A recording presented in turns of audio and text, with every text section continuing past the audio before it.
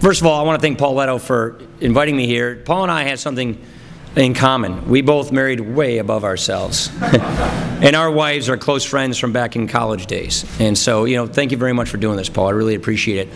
How about if I just give you kind of a whirlwind of where the budget guy sees foreign policy going, and then I think Rich and I are going to just have a chat. And it's nice to actually finally get out of my fiscal cocoon and to talk about these issues, because we are in a very precarious time in this country. So I guess you want to be asking yourselves, why would a House Budget Chairman be standing here addressing a room full of national security experts on American foreign policy? What on earth can I tell you that you don't already know? No, the short answer is not much. But if there's one thing I could tell you with complete confidence, it is this. Our fiscal policy is on a collision course with our foreign policy. If we fail to put our budget on a sustainable path, then we are choosing decline as a world power. The unsustainable trajectory of government spending is accelerating the nation toward the most predictable economic crisis in American history. This is an irrefutable fact. Years of ignoring the real drivers of our debt have left us with a profound structural problem.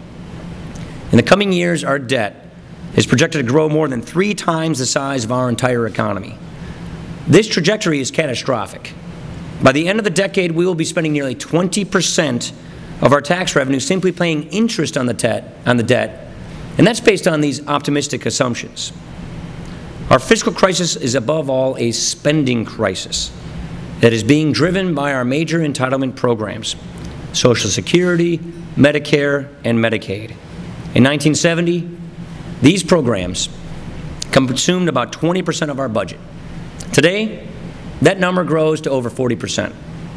Over the same period, defense spending has shrunk as a share of our federal budget from about 39% to just under 16% today, even as we conduct an ambitious global war on terrorism. The fact is, defense consumes a smaller share of the national economy today than it did throughout the entire Cold War period. If we continue down our current path, the rapid rise in healthcare costs will crowd out all other areas of the budget, including defense. This course is simply unsustainable, and the sooner we do something about it, the better off everybody's going to be. If we continue down this current path, then a debt-fueled economic crisis is not a probability. It literally is a mathematical certainty. Some hear these facts and conclude that the sun is setting on America, that our problems are just bigger than we are, that our competitors will soon outrun us, and that the choice we face is over how, not whether, to manage our nation's decline. It's inevitable, they seem to say, so let's just get on with it. I'm reminded about that great Woody Allen line, quote, "More than any other time in history, mankind faces a crossroads. One path leads to despair and utter hopelessness, the other to total extinction. Let us pray we have the wisdom to choose correctly." Look, our fiscal problems are real, and the need to address them is urgent. But I'm here to tell you that decline is not a certainty for America. I can't see anybody who put it better than Charles Krauthammer, who said decline is a choice. It's hard to overstate the importance of this choice. And the weary titan Aaron Friedberg, one of the founders, I think, of the Hamilton Society, he has shown us what happened when Britain made the wrong choice at the turn of the 20th century. At that time, Britain's governing class took the view that it would be better to cede leadership of the Western world to the United States. Unfortunately, the United States was not ready to assume this burden of leadership, and the result was 40 years of great power rivalry and 2 world wars. The stakes are even higher today. Unlike Britain, which handed leadership over to power to an ally that shared its fundamental values, today's most dynamic and growing powers do not embrace the basic principles that should be at the core of the international system. A world without U.S. leadership will be a more chaotic place, a place where we have a lot less influence, a place where our citizens face more dangers and fewer opportunities. Take a moment and imagine a world led by China or by Russia. Choosing decline would have consequences that I think too many Americans would not be comfortable with. So we must lead. An essential element of maintaining American leadership is the promotion of our moral principles, consistently and energetically, without being unrealistic about what is possible for us to achieve. America is an idea, and it was the first nation founded as such. And the idea, it's rather simple. Our rights come to us from God and nature. They occur naturally before government. The Declaration of Independence says it best. We hold these truths to be self-evident, that all men are created equal, that they are endowed by their Creator with certain unalienable rights. Among these are life, liberty, and the pursuit of happiness. Look, there are very good people who are uncomfortable with the idea that America is an exceptional nation.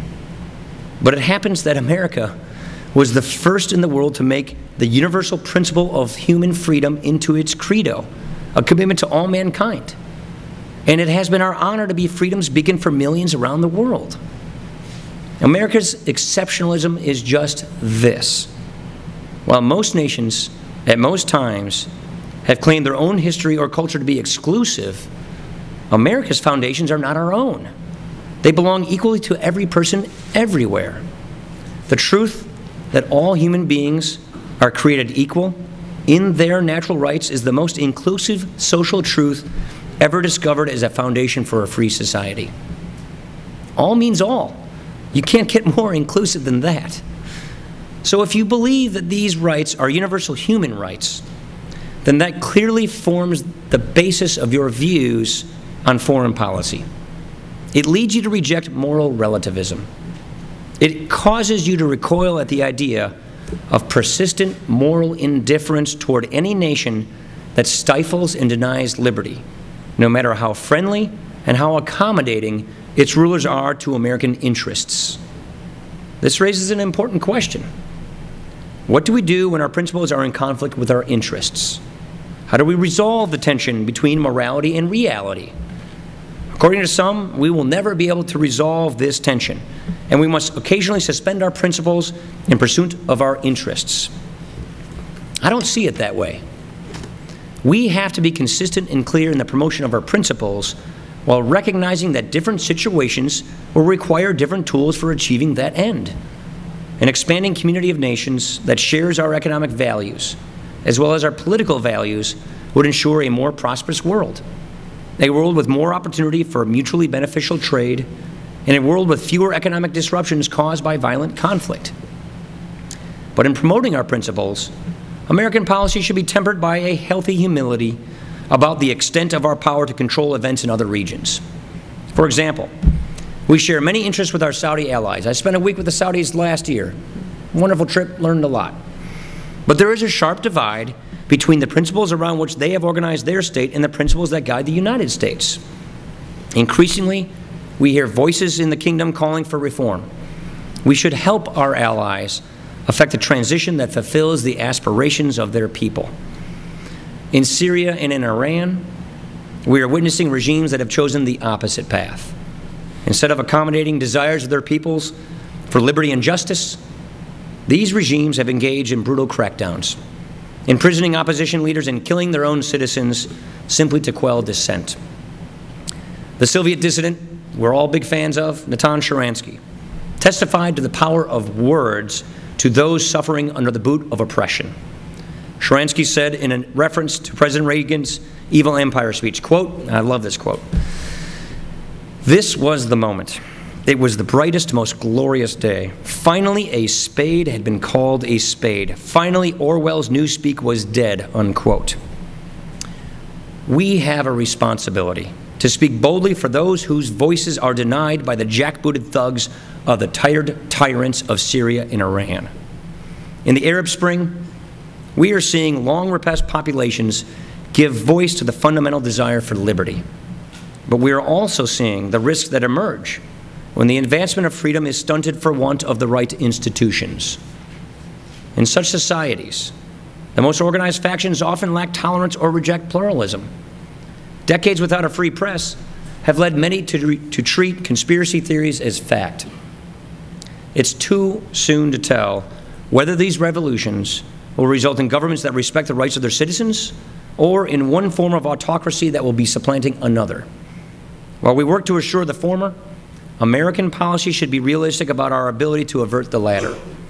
But what we can do is affirm our commitment to democracy in the region by standing in solidarity with our long-standing allies in Israel and our new partners in Iraq.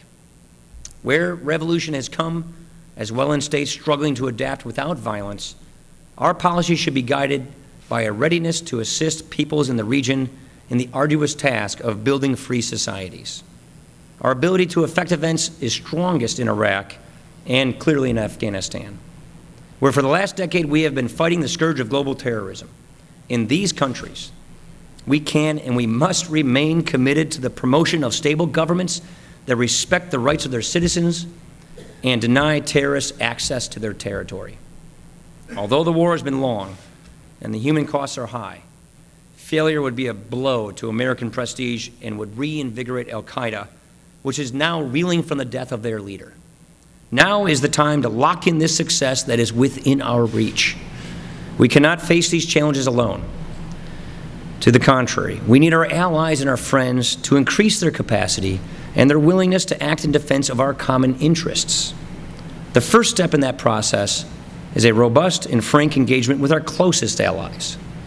We all share an interest in the maintenance of the international order with its liberal trading system, its general tranquility, and its abundant opportunity, and we should all share in the burden of maintaining it. The Obama administration has taken our allies for granted, and they've accepted too willingly the decline of their capacity for international action. Our alliances were vital in our victory in the Cold War, and they need to be revitalized to see us through the 21st century. We must also embrace the opportunities that trade offers to strengthen our ties and friendship. The administration finally is no longer impeding the long overdue free trade agreements. I've been sitting on the Ways and Means Committee for years apologizing to the Columbias for how we've been treating them. Finally, we will be acting on Korea, Colombia, and Panama. These agreements serve mutual beneficial political and economic interests, and they should be sent forward with the prompt consideration of Congress, and that's what we plan on doing very, very soon. Part of revitalizing our network of friendships and our alliances is expanding that network to include the rising democratic powers of India and Brazil, which share many of our core values and interests. At present, these powers are freely consuming the global public goods that America provides, but their growing economies and maturing political systems will enable them to play a larger global role. We must be willing to listen and to accommodate their legitimate concerns as we preserve the framework of the international system and solidify our leadership within it. We also have to be very deft at meeting the challenges of rising powers with very different values and interests from our own, and with the broader community, most notably China. The key question for American policymakers is whether we are competing with China for leadership of the international system or against them over the fundamental nature of that system. It's a debate that we must demonstrate American strength, economic, military, and moral, to make clear that our choice to reject decline and instead recommit to renewed strength and prosperity. According to press reports, some Chinese leaders have started talking about when, not if, the United States will lose its status as a great power. We all read the same thing. We must demonstrate that planning for the post-American era is a squandered effort on their part, and that America's greatest days lie ahead. We also need to seek China's investment into the international system. We should welcome the contributions and strengths that over 1 billion people can offer, and push for the government of China to give those people space to express their personal, religious, economic, and civil ambitions. Liberalizing China is not only in the best interest of the world, but it's also in the best interest of China itself, as it copes with the tremendous challenges it faces over the next decades. Just as we face an entitlement crisis driven by the aging of our population, China faces an even more severe demographic crisis by years of coercive population controls. The stresses that this rapid aging will place on China's economy and on their financial system are just gargantuan. and the ability of China to meet these challenges tomorrow will depend critically on whether they address their unsound economic policies today. Their expert-led growth strategy has produced rapid growth, but it has also required policies that are causing massive distortions in their underlying economy. Ultimately, we stand to benefit from a world in which China and other rising powers are integrated into the global order with increased incentives to further liberalize their political and economic institutions. Managing the strengths of these new powers, and as well as their weaknesses, is necessary to creating vibrant markets for American goods and services and expanding our influence abroad and our security here at home. A safer world and a more prosperous America go hand in hand. Economic growth is the key to avoiding the kind of painful austerity that would limit our ability to generate both hard and soft power. A more prosperous economy enables us to afford a more modernized military that is properly sized for the breadth of challenges we face. Such a military must be an efficient and responsible steward of taxpayer dollars as well, in order to maintain the confidence of the American people. I'm in the middle of this right now. The House-passed budget recognizes this, which is why we included $78 billion in defense efficiency savings identified by Secretary Gates. By contrast, President Obama, in his second effort at budgeting, has announced $400 billion in new defense cuts, saying in effect he'll figure out what these cuts mean to America's security later. Indiscriminate cuts are budget-driven, not strategy-driven, and they are dangerous to America and America's interest in the world. So I just want to quote Secretary Gates, quote, "That's math, not strategy," end quote. I couldn't have said it better myself. I want to close on a final thought. Britain's premature decline was triggered by a crisis of confidence among its political leadership. Once they concluded that they should manage Britain's decline, it mattered little what Britain was objectively capable of achieving on the world stage. The crisis of self-perception was fatal to their global leadership. Today, some in this country relish the idea of America's retreat from our role in the world. They say that it's about time for other nations to take over, that we should turn inward, that we should reduce ourselves to membership on a long list of mediocre has-beens. Look, this view, in my opinion, applies moral relativism on a global scale. Western civilization and its moral principles might be good for the West, but who are we to suggest that any other system is any worse? Or so the thinking goes. Instead of heeding these calls to surrender, we must renew our commitment to the idea that America is the greatest force for human freedom the world has ever seen. A country whose devotion to free enterprise has lifted more people out of poverty than any economic system ever designed. This is a nation whose best days are ahead of us if we make the necessary choices today. Thank you very much. It's a pleasure to be with you today.